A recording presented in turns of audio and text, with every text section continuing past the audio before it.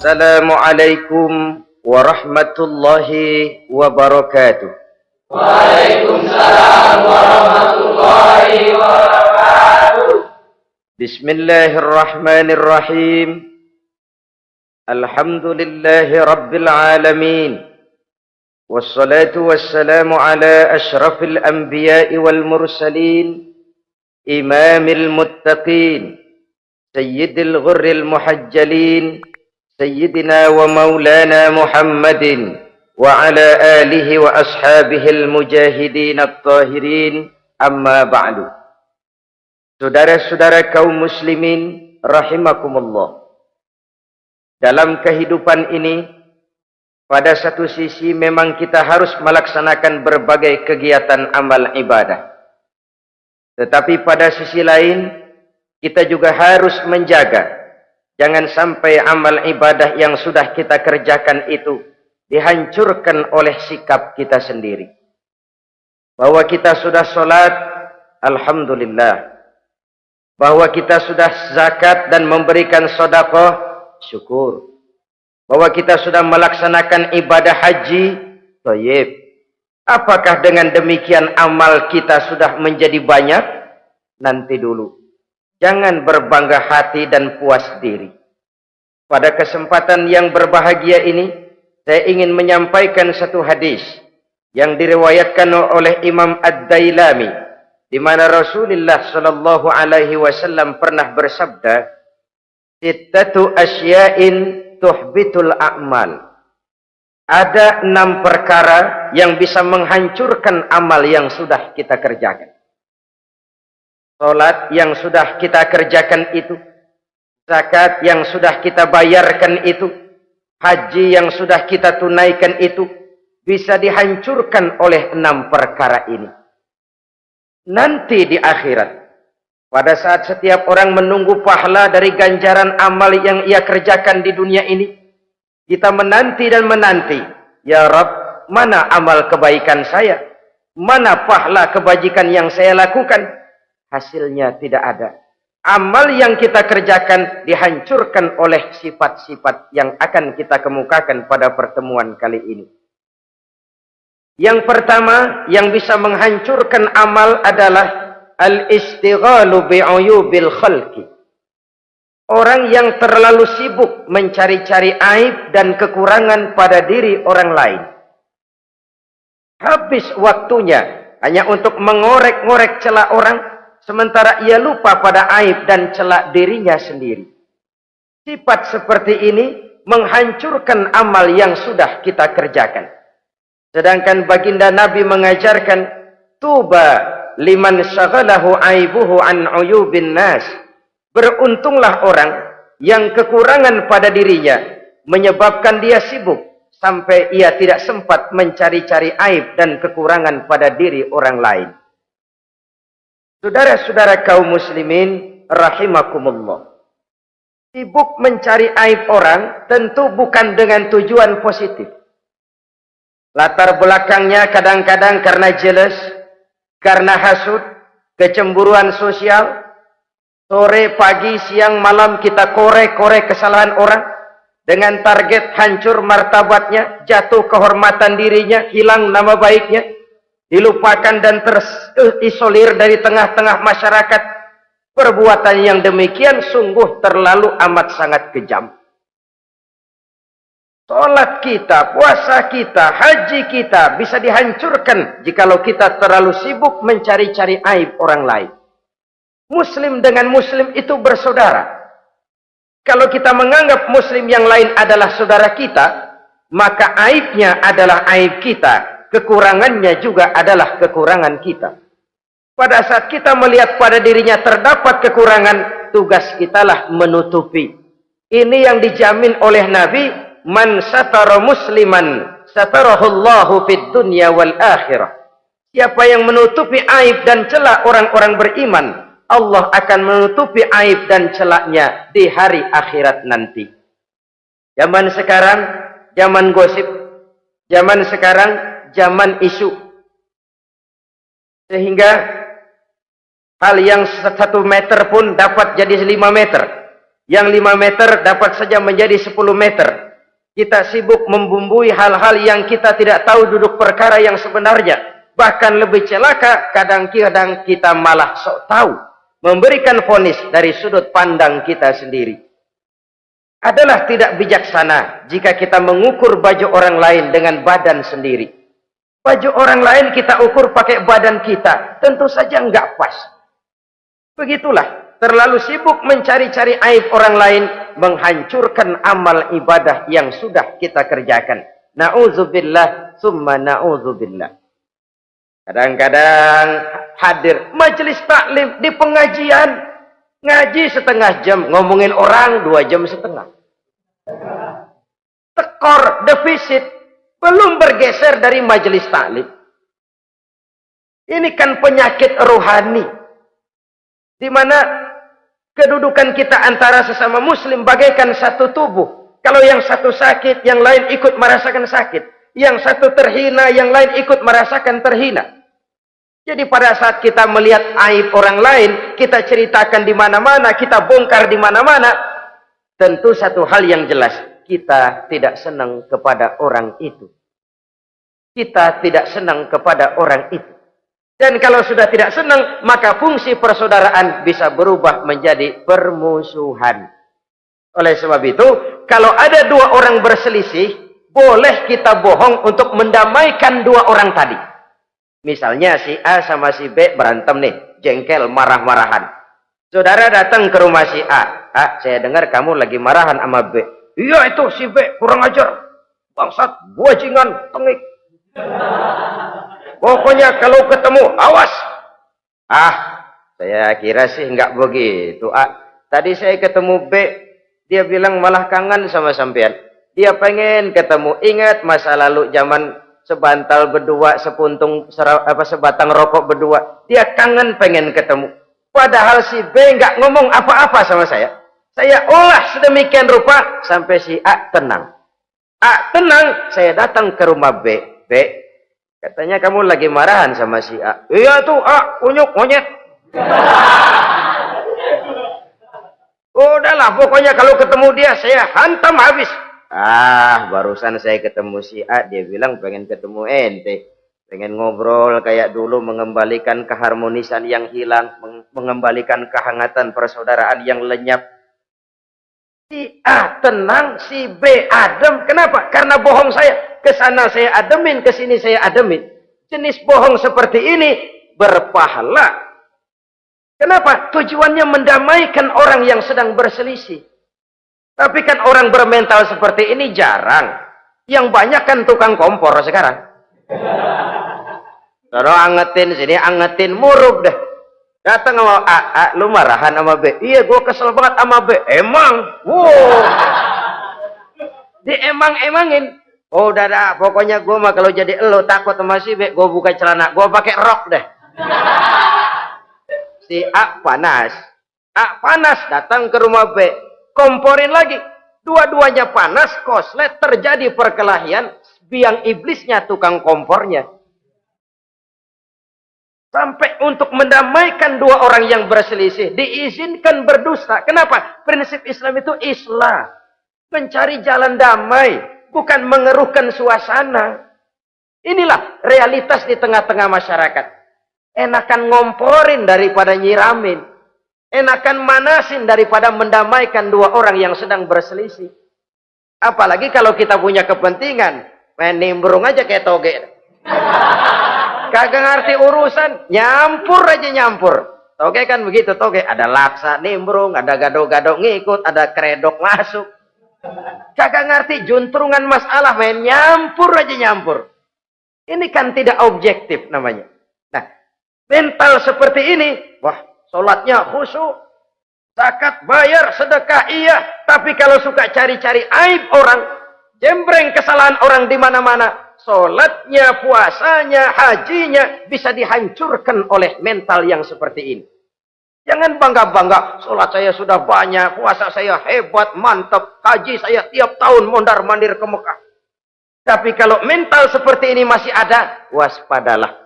Amal yang kita kerjakan bisa hancur oleh mental, sikap mental kita sendiri. Ini yang pertama. Yang bisa menghancurkan amal terlalu sibuk mencari-cari aib orang lain. Satu. Yang kedua, saudara-saudara, wa qaswatul qalbi. Orang yang hatinya keras, tidak mempan diberikan nasihat. Baik nasihat yang datang dari luar dirinya, ataupun nasihat yang datang dari dalam dirinya. Hatinya keras. Dikasih muka tembok, kulit badak, kuping kebo. Makhluk apa namanya itu? Wallahu a'lam. Rai gedek. Pantas ya kalau kita lihat sejarah Islam itu turun di semenanjung Arabia. Sebagai test case. Masyarakat Arab 14 abad yang lalu dikenal keras, kasar, brutal, primitif. Dari berbagai aspek kehidupan. Standar kalau di tengah masyarakat yang begitu keras Islam berhasil, masyarakat lain lebih mudah masuk. Rasulullah diutus di Cianjur lalu dakwahnya sukses, saya nggak kagum. Paling-paling datang Nabi ke Cianjur disambut dengan ramah. Enggak, Rasul. Ayo nama kumaha Rasul wae, ayo nama itu. Pasti aman, damai, tidak ada cerita perang. Tapi Masya Allah, turun di tengah satu struktur sosial yang keras, kasar, primitif. Menghadapi orang yang hatinya keras seperti ini. Apa prinsip kebijaksanaan yang dilaksanakan oleh Rasul dalam menerapkan syariat Islam? Pertama, at-tadrij fit tasyri'. Dalam melaksanakan syariat, prosesnya melalui tahapan. Contoh, jahiliyah dulu itu paling senang sama mabuk. Geng. Binteler. Oh, jahiliyah itu kalau sudah mabuk nggak cuma minum, mandi pakai arak. Subhanallah. Mandi pakai arak. Menghadapi masyarakat yang seperti ini, apa strategi syariat Islam? Mula-mula ayat yang turun. Yas'alunaka 'anil khamri wal maisir qul fihima ismun kabirun wa manafi'un linnas. Mereka bertanya kepada Muhammad tentang arak. Katakan, arak itu ada manfaatnya tapi juga ada bahayanya. Bahayanya lebih besar daripada manfaatnya. Tidak diharamkan dulu, tidak. Cuman dikasih sen. Teler emang enak. Melayang ke langit. Cuman ada bahayanya. Bahayanya lebih besar daripada manfaatnya. Dikasih gambaran, dikasih sen. Tidak diharamkan mutlak dulu, tidak. Bertahap dikit dulu. Nih. Urusannya begini nih. Ada manfaatnya, tapi ada bahayanya. Bahayanya lebih besar daripada manfaatnya. Jak rasio berpikir.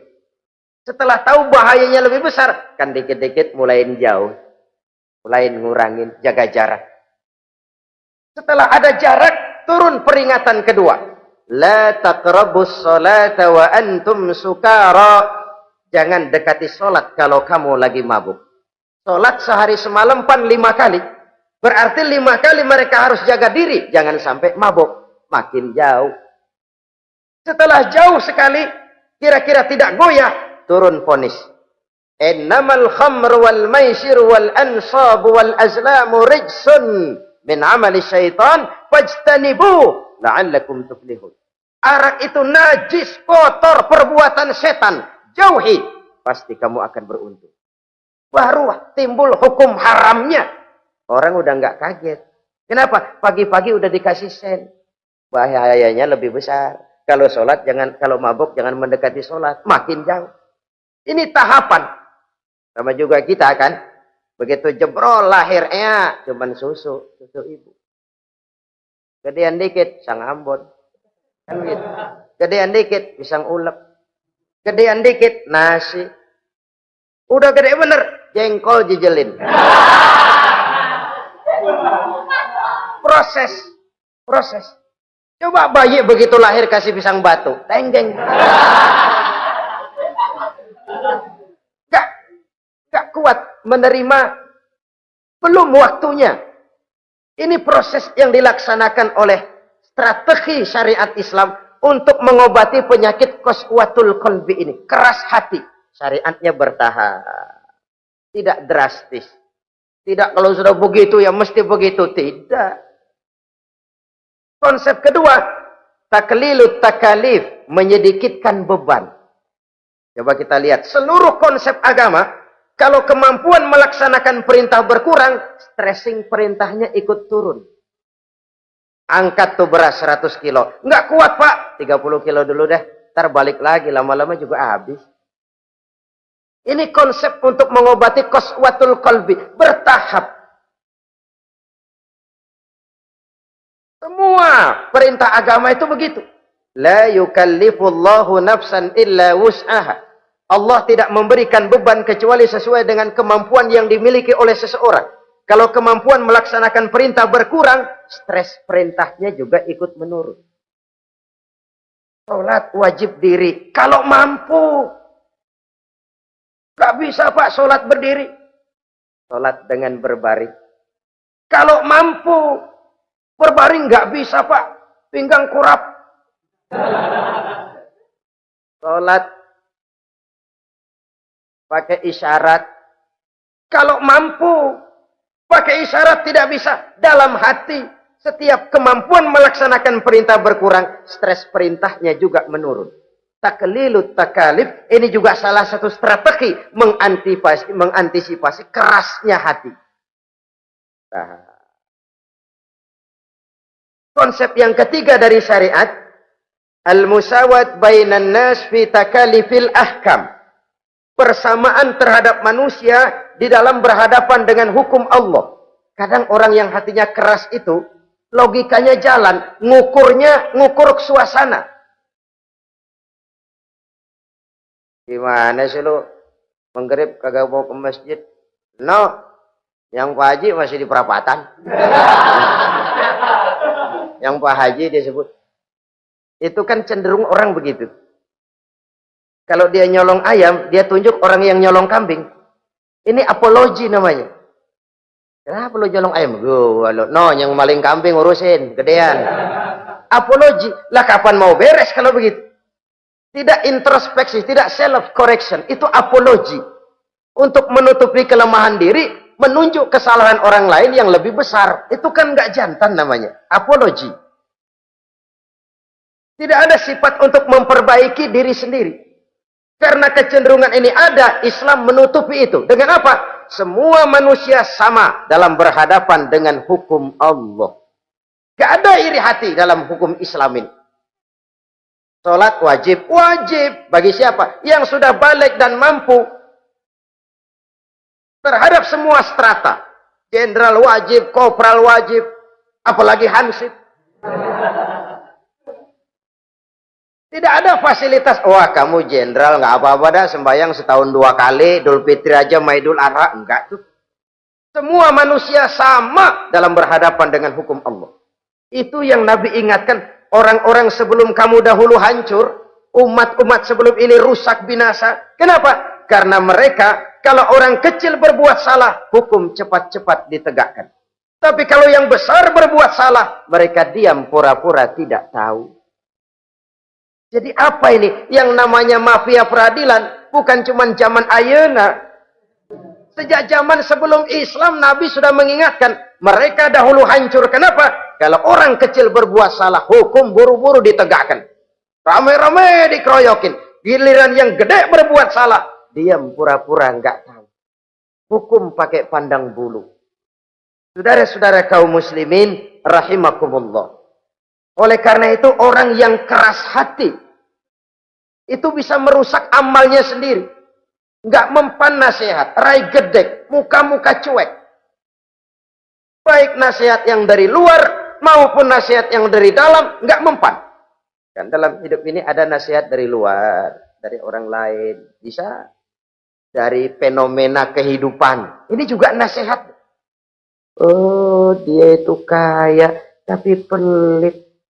Hatinya begitu ya. Katanya menteleng. Itu kan nasihat. Itu kan nasihat. Oh, dia waktu berkuasa tapi zolim, matinya begitu. Perutnya pancung.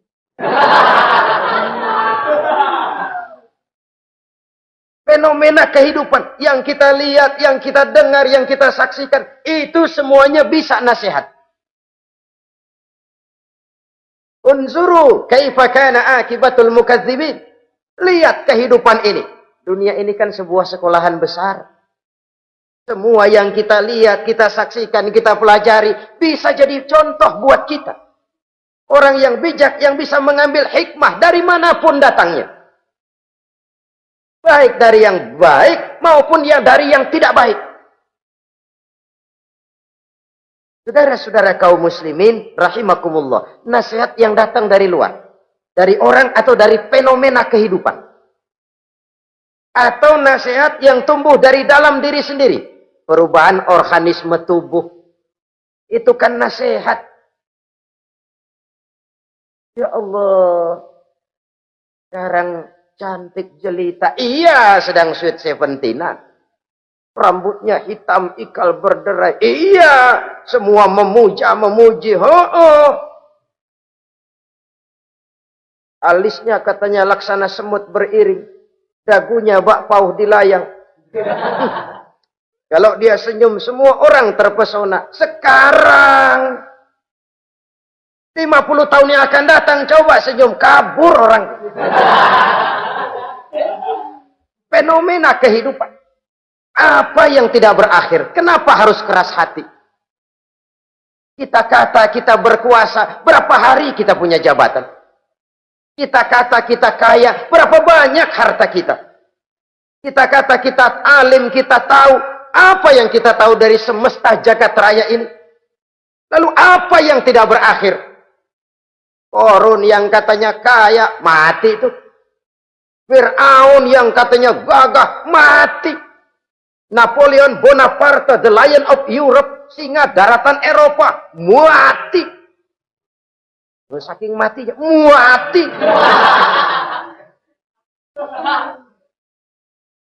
Kenapa harus keras hati? Kenapa tidak melihat perubahan fenomena alam sekitar ini? Apa yang tidak berakhir? Apa yang tidak selesai? Lalu apa yang mau kita sombongkan? Kenapa kita harus keras hati? Sehingga pantas dalam hadis kursi Allah menyatakan al-kibriya'u libasi. Sombong itu pakaianku.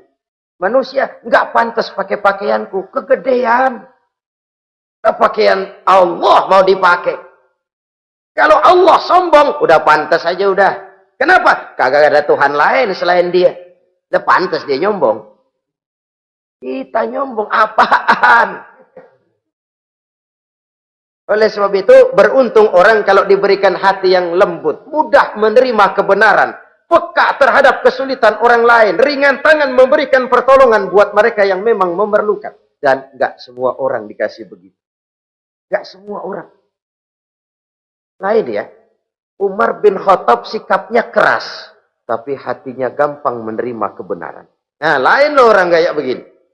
Keras sikap boleh keras, tapi hati mudah menerima kebenaran.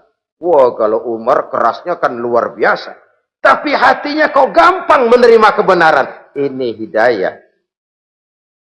Coba lihat waktu berita Rasulullah meninggal dunia. Sampaikan oleh para sahabat, Umar jengkel, cabut pedang. Siapa bilang Muhammad mati, saya tabas batang lehernya. Dia nggak siap menghadapi kenyataan. Emosinya yang jalan, bukan rasionya. Keras. Bilang deh, Muhammad meninggal. Saya tabas batang lehernya. Untung ada Sayyidina Abu Bakar. Beliau tidak bicara langsung, cuma pidato. Ayyuhan nas, man kana ya'budu Muhammadan fa inna Muhammadan qad mata. Wa man kana ya'budu Allah fa inna Allah hayyul la yamut. Hai manusia, siapa yang menyembah Muhammad, Muhammad sudah meninggal. Tapi siapa yang menyembah Allah, Allah maha hidup dan tidak akan pernah mati buat selama-lamanya. Sayyidina Umar tersentak. Subhanallah, saya salah. Bagaimanapun Muhammad hanya seorang manusia. saya cinta dia, saya suka dia, nyawa saya pertaruhkan untuk dia. Tapi dia manusia dan saya tidak menyembah Muhammad. Ia sadar akan kekeliruannya, berlinang air matanya. Keras sikapnya, tapi lembut hatinya. Nah, yang kayak begini, bagus. Ini udah sikap keras, hati keras, yaitu tadi. Muka tembok, kulit buadak, kuping kebo. Diapain aja udah nggak mempan aja udah. Susah yang kayak begini. Saudara-saudara, ma'asyiral muslimin rahimakumullah. Jadi yang kedua yang bisa menghancurkan amal kita, orang yang hatinya keras. Wah. Yang ketiga sekarang, yang bisa menghancurkan amal kita itu wa hubbud dunya. Orang yang terlalu cinta kepada dunia. Nih, pakai kalimat terlalu ya. Kalau sekadar cinta kepada dunia, why not? Kita cinta anak dan istri, wajar. Kita cinta harta benda, tentu. Kita cinta sanak famili dan seluruh handai tolan, memang. Kita juga cinta kepada bangsa dan tanah air, itu bagian dari iman, persilahkan. Yang tidak boleh itu kalau sudah pakai kalimat terlalu. Terlalu. Sebab kalau sudah terlalu, itu sudah di luar kontrol. Orang lalu menghalalkan segala cara. Terlalu cinta kepada jabatan. Akhirnya bergeser. Sholat menghadap Allah. Dengar mau pindah jabatan ke tempat kering. Gerasak gerusuk nyari dukun. Ini kan namanya iya kanak budu wa dukun nasta'in. Nggak bisa wong itu satu paket. Kalau iya kana budu wa iya kana nasta'in. Kalau hanya kepadamu ya Allah kami menyembah, hanya kepadamu kami minta tolong. Ini paket, jangan dipisah-pisah. Menyembahnya kepada Allah, minta tolongnya kepada yang lain. Sinkret, bercampur. Iya kalau es campur enak. Tapi kalau agama dicampur dengan yang lain, nggak enak rasanya. Sama juga begini, ada gelas ya. Kalau sepenuhnya diisi bensin, itu ketahuan, bisa diminum motor. Kalau sepenuhnya diisi air putih, jelas bisa diminum orang. Tapi begitu separuh diisi bensin, separuh diisi air putih, kacau dah. Motor minum, mogok. Orang minum, mabok. Dijual juga nggak laku. Kenapa? Sinkret. Maka Allah pesan, wala talbisul haqqa bil batil. Jangan kau campur aduk yang hak dengan yang batil. Saudara-saudara kaum muslimin rahimakumullah. Begitulah terlalu cinta kepada dunia sering menyebabkan orang out of control. Bergeser dari garis yang telah ditentukan oleh Allah. Apalagi di zaman sekarang ini. Persaingan hidup makin tajam. Tensi ekonomi semakin tinggi. Gaya hidup semakin konsumtif. Sementara lapangan kerja semakin sulit. Orang kadang kehilangan harga diri untuk mencapai sesuatu yang bernama dunia, lalu menghalalkan segala cara. Sebab itu jangan korbankan keabadian akhirat dengan kesenangan dunia yang cuma sebentar ini. Jangan sia-siakan keabadian akhirat dengan kesenangan dunia yang kadang fata morgana ini. Cintailah dunia, tapi sekadarnya saja. Sebagai ladang untuk menanam bagi kepentingan di akhirat nanti. Terlalu cinta kepada dunia bisa menghancurkan amal yang sudah kita kerjakan. Ini yang ketiga. Yang keempat, wa qillatul haya. Orang yang sedikit rasa malunya. Rasa malu merupakan bagian daripada nilai-nilai keimanan. Apabila rasa malu berkurang, artinya nilai iman juga ikut menurun. Kita melihat sekarang ini banyak orang pakai pepatah Arab dalam hidup ini. Bul ala zamzam fatu'raf, kata orang Arab. Kalau kepengen terkenal, kencingi sumur Zamzam. Itu bakal ngetop ke seluruh dunia. Sumur Zamzam dikencingin. Itu akan terkenal ke seluruh dunia. Terkenal apanya? Terkenal gilanya. Jadi apa maksud pepatah ini? Kalau pengen cepat terkenal, bikin yang aneh-aneh. Yang orang lain nggak kerjain, kerjain. Yang orang lain nggak pakai, pakai. Nanti kan aneh, dilihat orang. Kalau dilihat orang kan cepat ngetop. Pantas apa tidak nomor 18. Yang penting terkenal aja dulu dah. Artinya apa? Rasa malu dikuburin. Rasa malu disingkirin. Kalau sudah sedikit rasa malu, tidak terhalang melakukan perbuatan-perbuatan yang negatif. Satu contoh. Tujuan utama diperintahkan berpakaian itu kan menutup aurat. Tapi Rasul pernah mengatakan, satu saat nanti akan muncul perempuan, nisa'un, kasiyat, ariyat, ma'ilat, mumilat, ru'usuhunna ka'asnimatil bukhtil ma'ilat.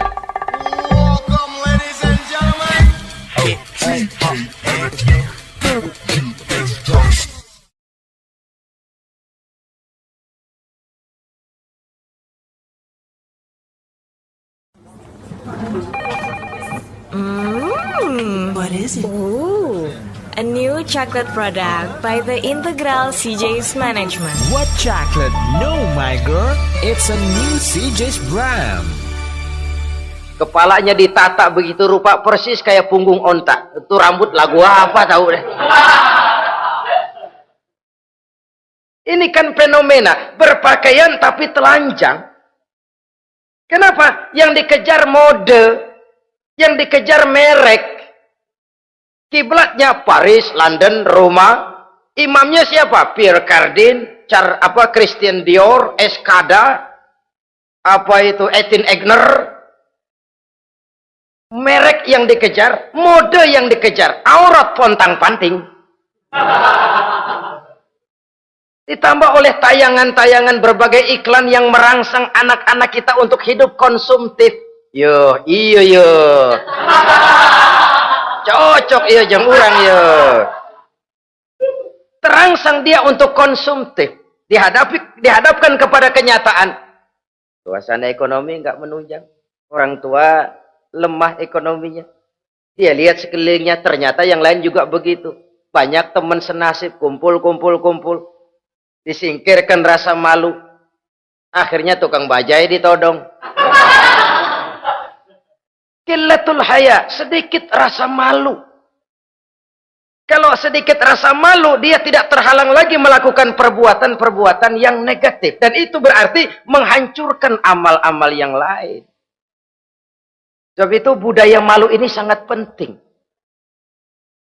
Coba kalau dia hinggap di hati seorang pejabat. Pejabat yang punya rasa malu, Masya Allah, membawa manfaat yang besar buat rakyatnya. Contoh saja ya, di Jepang itu ada Perdana Menteri Hosokawa, saudara-saudara dengar. Baru 8 bulan jadi Perdana Menteri. Dia dijuluki Mr. Clean, Mr. Bersih. Diisukan terlibat skandal, cuma 4-6 miliar rupiah. Itu pun buat kampanye kemenangan partainya. Diisukan begitu rupa, malu Hosokawan. Malu mengundurkan diri, baru 8 bulan jadi Perdana Menteri. Mundur, malu. Padahal Hosokawa nggak kenal ketuhanan yang Maha Esa. Nggak kenal. Tapi budaya malunya luar biasa. Nah kalau sudah pejabat nggak punya malu, habis. Kan sekarang umpamanya nih, ada impres desa tertinggal, disunatin. Sampai marah betul itu Bapak, para pimpinan negara kita itu. Tidak ada maaf bagi pejabat yang nyunatin IDT. Kenapa? Kan tipis rasa malu. Turun dari atas sunatin, turun ke bawah sunatin, turun ke bawah sunatin lagi. Nyampe bawah tetelan doang dikit banget. Kebanyakan tukang sunat, saudara-saudara. Budaya malu yang nipis. Orang kaya kalau punya budaya malu, bawa rahmat bagi lingkungannya. Ulama kalau punya rasa malu, nggak jual ayat menghalalkan yang haram, mengharamkan yang halal. Bagaimana Kiai? Haram! Karena belum dapat bagian. Begitu dapat jatah, haram dikit dah. Kiamat umat kalau sudah kayak begini. Budaya malu di segala strata sekarang ini menipis. Dan itu tentu berangkat dari kualitas keimanan. Ini yang perlu dipompa ke permukaan. Dan dilematis memang sering terjadi. Satu contoh, pada satu sisi kita menggalakkan proyek pariwisata. It's okay, kita perlu devisa. Tapi pada sisi lain kita harus menjaga nilai-nilai luhur dari budaya bangsa kita. Jangan sampai kemasukan wisata mancanegara, lalu budaya mereka yang tidak sesuai juga ikut kita serap. Bule masuk ke Indonesia, pakaian seenaknya, dia mau udah pantas aja udah. Perempuan ayab-ayaban ke pasar pakai kutang doang, bule pantas aja. Bocah kita ayab-ayaban ke pasar pakai kaos kutang, perempuan mana panok melulu.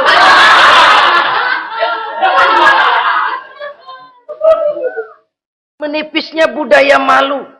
Ada standar bahwa mode, hal kedua, merek apalagi. Yang pertama itu menutup aurat dari sisi berpakaian saja. Kalau anak-anak kita diracuni oleh yang namanya mode, diracuni oleh yang namanya merek, dia akan terbuai hidup dalam alam kepalsuan. Sekarang ini hidung pesek bisa dibikin mancung. Kulit keriput jadi kenceng. Operasi plastik. Pada sisi lain pengaruh duit juga luar biasa. Di aki-aki keriput kalau habis gusuran kenceng lagi. Pasaran keras lagi. Oleh sebab itu budaya malu ini perlu kita kembangkan. Supaya di semua strata sosial memiliki budaya yang namanya malu. Sederhana memang, tapi tidak semudah mengucapkannya. Sampai-sampai dijadikan taruhan al-haya'u minal iman. Rasa malu itu bagian daripada iman. Dan malu yang tertinggi, kalau sudah punya malu kepada Allah, itu puncak. Puncaknya di situ. Kalau cuma malu sama mertua, ngaling aja dikit, dia kagak tahu deh. Kalau cuma malu kepada petugas keamanan, terlalu banyak tempat yang mereka nggak lihat. Tapi kalau sudah budaya malu kepada Allah, tidak sejengkal tanah pun terhalang dari pengetahuan Allah. Ini nantinya juga punya pengaruh sosial. Sosial kontrol sekarang juga sudah renggang. Dulu kalau ada hal yang dianggap aib, satu kampung tahu. Malunya selebar awak. Sekarang budaya hidup sudah individualis. Tetangga mau apa kayak cuek aja udah. Akhirnya orang anteng. Lah nggak apa-apa ini dah, tenang aja dah, besok begitu aja lagi. Sosial kontrol juga sudah agak renggang sekarang ini. Kalau dulu orang punya rasa sosial kontrol yang begitu dekat. Oleh sebab itu, budaya malu merupakan bagian daripada iman. Orang yang sedikit rasa malunya bisa lepas kontrol. Kalau dia sudah lepas kontrol, dia bisa melakukan hal-hal yang merusak amal perbuatannya sendiri. Oleh karena itu, pada pertemuan kali ini, saya juga mengajak, mari kita tumbuh kembangkan budaya malu ini. Saudara-saudara kaum muslimin, rahimakumullah. Yang kelima, yang bisa menghancurkan amal kita, watulul amal. Orang yang terlalu panjang angan-angannya. Hidup dalam bayangan. Kakinya tercabut dari alam realitas. Mengharap burung terbang tinggi, tapi punai di tangan cepat-cepat dilepas. Akhirnya burung di tangan terlepas, punai juga tidak datang. Terlalu panjang angan-angan. Hidup cuma nunggu keajaiban. Yang diwiridin jikalau. Orang sudah kemana-mana dia masih anteng. Jikalau andai kata umpama misalnya. Islam bukan agama orang pemalas yang selesai sholat lalu berpangku tangan. Ada orang yang cuma sujud saja rezekinya mengalir. Ada. Ada orang yang cuma munajat di keheningan malam. Rezekinya mengucur. Ada. Tapi kan bukan kelas kita. Itu kelas antara dia dengan Allah, tidak ada jarak lagi. Orang-orang yang batinnya bersih. Doanya didengar. Permohonannya dikabulkan. Permintaannya cash. Kalau kita bisa bayang cuma nadah doang, nggak mau usaha, paling banter orang undang tahlil kita. sebesek campur geretan udah. Kita ini tahap yang bekerja, berusaha, berdoa, tawakal.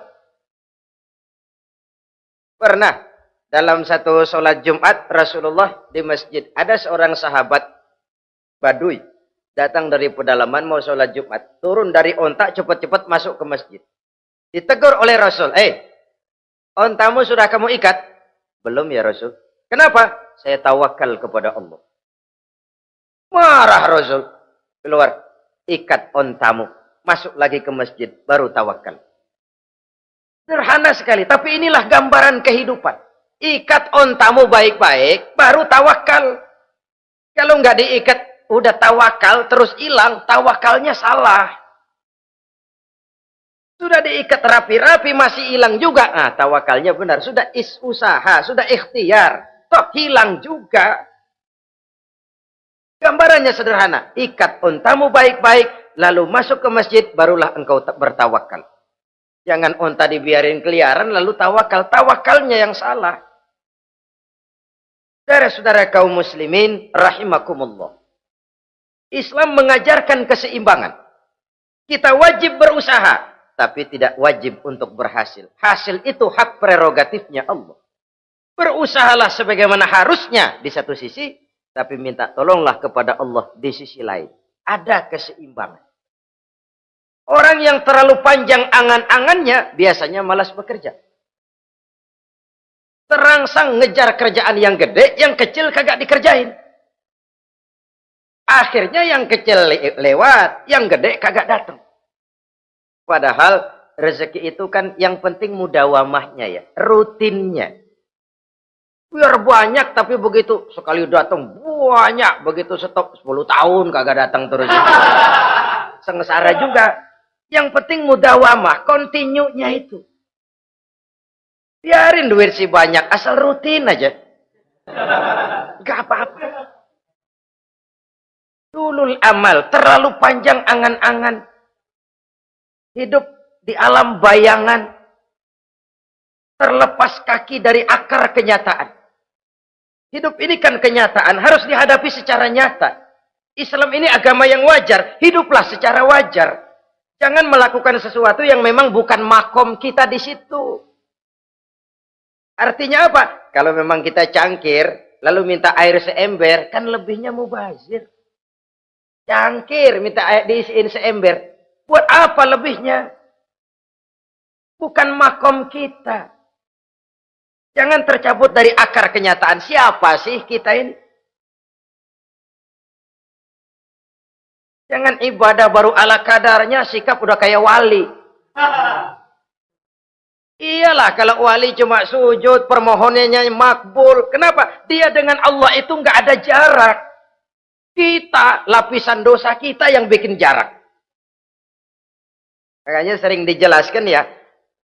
Kalau ada hadis, siapa yang baca Bismillahirrahmanirrahim, dia lewat di atas air, beku itu air, dia bisa jalan di atas air. Bismillah saja bisa jalan di air. Tapi kan soalnya kemudian, Bismillahnya orang yang bagaimana? Model kita, maaf lah, 1000 kali baca Bismillah, lewat di empang, tenggelam kita. Bukan Bismillahnya yang lain. Yang baca mentalnya, pribadinya yang lain. Makom kita belum di situ. Kalau memang makom kita masih harus berusaha, berusaha.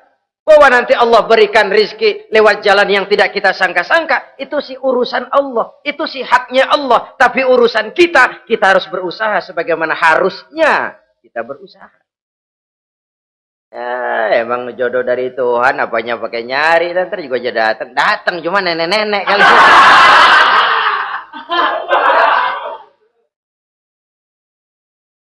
Bekerja, berusaha. Jangan terlalu panjang angan-angan. Hiduplah secara nyata, apa adanya, yang wajar-wajar saja. Tinggal di gubuk reot, hidup pakai gaya jet set. Ngagul dah. Sama merek mobil kenal banget, mobil orang-orang. Udah bukan main kalau ngomong deh. Di atas awan hidupnya. Di atas awan. Ngomong kagak ada yang kecil. Gak pakai juta udah. Miliar. Triliun. Ngerokok tetap aja ngombe. Silahkan mengharap burung terbang tinggi. Tapi punai di tangan jangan dilepas. Realitas apa? Idealisme boleh terbang setinggi langit. Tapi kaki tetap berpijak di alam realitas. Ayo kita ngambil contoh dari Rasulullah Sallallahu Alaihi Wasallam. Rasulullah itu kan dikasih mukjizat. Fasilitas. Tapi nggak ngandelin. Buktinya apa? Nabi hijrah ke Madinah. Itu kan manusia. Posisi kita terjepit. Ayo hijrah, hijrah, berangkat. Gak ngandelin Tuhan. Pojokin nih, dikepung. Kirim deh apaan kayak biar pada mampus nih orang ini. Enggak tuh. Enggak. Walaupun beliau punya mukjizat. Tapi enggak ngandeli. Kenapa kita enggak lihat itu?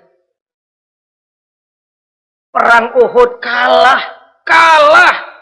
Berlumur darah dari kakinya yang mulia itu. Kalau ngandelin mukjizat, apa pantas Nabi kakinya sampai berdarah? Apa pantas sampai kalah? Kenapa enggak rekes, simsalabim, hancur musuh? Tidak, beliau tidak tercabut dari akar kenyataan. Beliau manusia, hidup dan berjuang secara manusiawi. Perkara Allah mau kirimkan mukjizat, itu haknya Allah.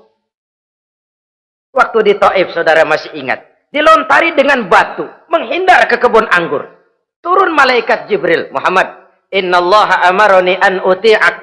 Allah perintahkan saya datang menemuimu di sini untuk mendengar komandomu. Sekarang apa mau kamu? Kalau mau kau orang Taif yang melontari kau dengan batu hancur, saat ini saya angkat Jabal Uhud. Saya timpakan mereka biar mati semua. Bagaimana?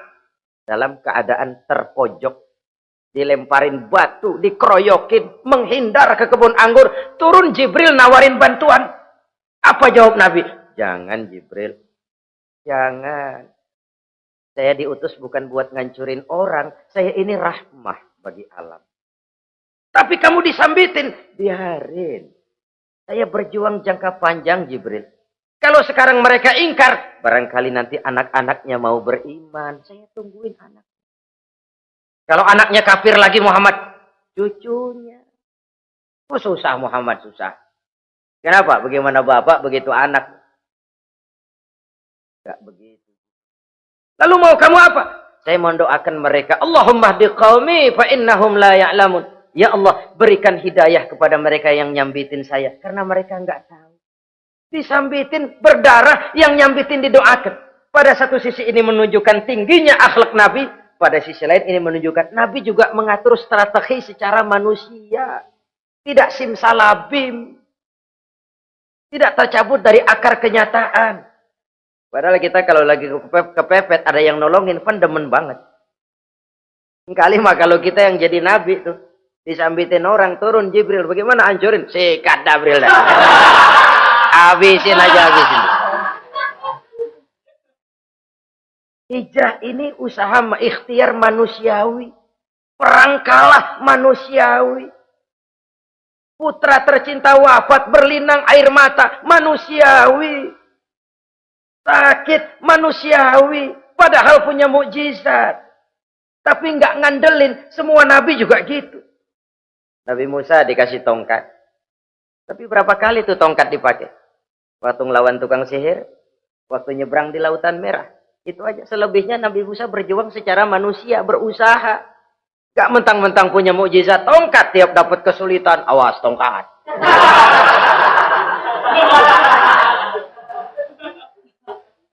Utuh manusiawi. Ini Rasul. Kenapa kita nggak lihat itu? Kenapa kita lalu tercabut dari akar kenyataan dan hidup dalam khayalan? Sampai di satu anekdot yang menyentuh. Sekarang ini akibat tayangan-tayangan televisi begitu rupa, ada seorang bapak ditanya sama anaknya, Pak, Tuhan sama Batman kuatan mana sih? Logikanya sudah dipenuhi oleh gambaran Batman. Bahwa Batman itu kuat, gagah, menolong yang lemah. Timbul logika. Kuatan mana sama Tuhan gitu. Pengaruh yang dia lihat itu membentuk opini. Sama juga sekarang coba lihat ibu-ibu. Kalau udah Cassandra, itu masakan ditinggal tuh angus di dapur. Angit tuh tempe juga. Saudara-saudara kaum muslimin, rahimakumullah. Begitulah yang kelima, yang bisa menghancurkan amal kalau orang terlalu panjang angan-angan. Hiduplah secara wajar karena Islam memang agama yang wajar. Jangan melakukan sesuatu yang memang bukan makom kita di situ. Jangan melakukan sesuatu yang memang bukan posisi kita di situ. Kullun ya'mal ala syakilatih. Jangan minta ayam menggonggong. Jangan minta kambing mengeong. Bukan bagiannya. Bukan bidangnya. Sama juga orang ngomong, apaan mubalik kerjanya ngomong doang. Sekarang kan zaman pembangunan. Mana ada mubalik ngurus irigasi. Nah, kalau mubalik ngurus irigasi, apa lurah mau ngajar PK?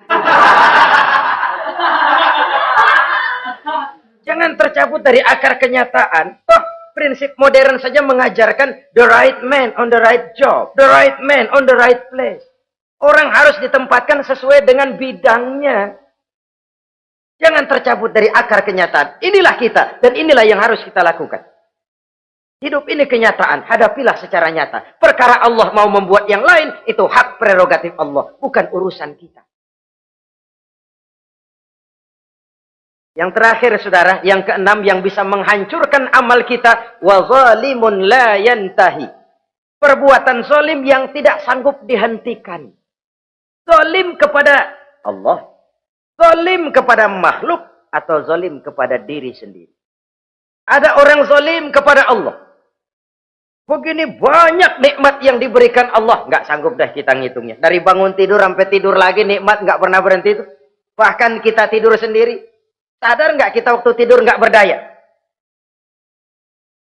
Coba ketika kita ngorok pulas, andai kata kecoa 16 masuk ke kuping kita. Siapa yang mau jagain? Siapa yang mau jagain? Nikmat. Belum pernah nikmat Allah berhenti. Begini banyak nikmat yang diberikan. Dan Allah cuma minta satu. Syukuri nikmat itu. Kalau kamu syukuri, aku tambah. Kalau kamu ingkar, asal tahu saja azabku itu pedih, kata Allah. Orang yang zalim kepada Allah. Orang yang tiap hari memakan nikmat Allah. Tapi enggak pernah mensyukurinya. Akaltum ni'mata rabbikum walam tashkurulah. Kamu makan nikmat Tuhanmu. Tapi enggak pernah kamu bersyukur kepadanya. Itu zalim kepada Allah.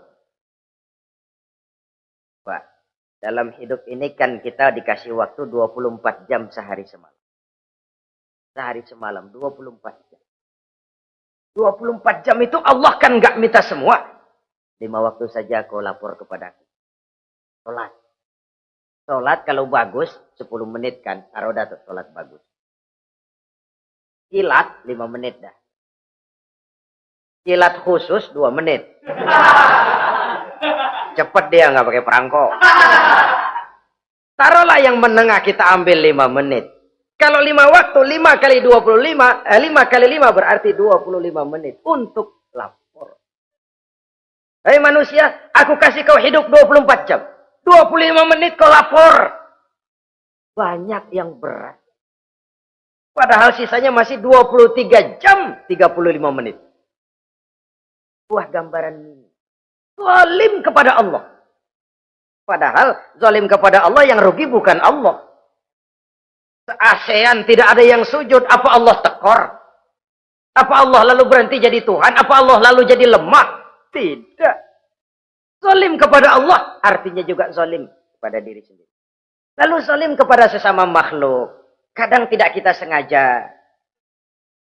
Karena itu dalam Islam tidak ada kebebasan mandiri. Ya contohnya ya, kita beli radio, kita setel di rumah kita sekeras-kerasnya. Terus dalam hati nih, radio gue, beli gue, pakai duit gue setel di rumah gue, sekeras-kerasnya. Urusan apa sama orang? Kata kita, tetangga kita kan boleh juga ngomong begitu. mata gue. Yang ngantuk gue. Gue tidur di kamar gue. Ngapa suara radio lu masuk kemari? Ini kebebasan saya nyetel radio dibatasi oleh kebebasan tetangga saya yang mau tidur. Kalau saya perturutkan nafsu saya sudah zalim kepada dia. Zalim kepada orang lain. Dan yang banyak tidak kita sadari, zalim kepada diri sendiri. Membiarkan diri hanyut dalam munkarat dan tanpa ada usaha untuk menghentikannya. Tidak ada orang yang bisa mencelakakan diri kita terus-menerus kalau bukan diri kita sendiri. Tidak ada yang bisa menyelamatkan diri kita kalau bukan kemauan kita yang tinggi untuk menyelamatkannya. Allah sudah ciptakan kita dalam bentuk yang paling mulia. Fi ahsani taqwim. Dari sekian banyak makhluk yang diciptakan Allah, tidak ada yang sekomplit, seindah, secantik manusia. Ini harus dijaga. Jangan posisi yang sudah tinggi ini kita rendahkan sendiri. Fi ahsani taqwim posisi kita. Tapi kita rendahkan. Kita kembali asfala safilin. Posisi yang paling rendah. Kita zalimi diri kita sendiri. Karena itu, zalim kepada Allah, zalim kepada orang lain, zalim kepada diri sendiri, akarnya sama, mendatangkan kerugian. Dan bisa merusak amal yang sudah kita kerjakan. Oleh karena itu, mari sama-sama kita berusaha. Pada satu sisi kita melaksanakan amal ibadah sebagaimana yang seharusnya, tapi pada sisi lain kita menjaga nilai-nilai ibadah. Jangan sampai hancur oleh perbuatan kita sendiri. Sekianlah jumpa kita kali ini. Insya Allah kita lanjutkan di lain kesempatan. Terima kasih atas segala perhatian. Mohon maaf atas segala kekurangan. Usikum wa nafsi bitaqwallah. Wassalamualaikum warahmatullahi wabarakatuh.